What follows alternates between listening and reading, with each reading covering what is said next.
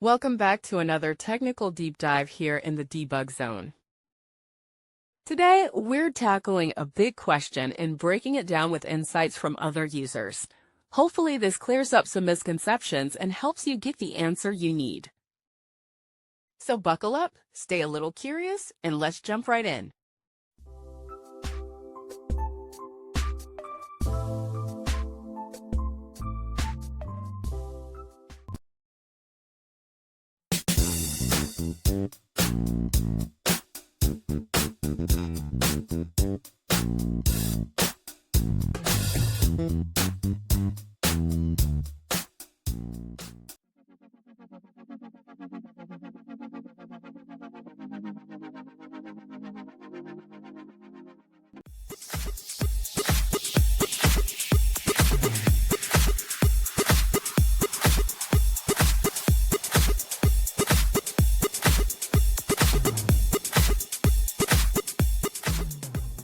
And that's a wrap.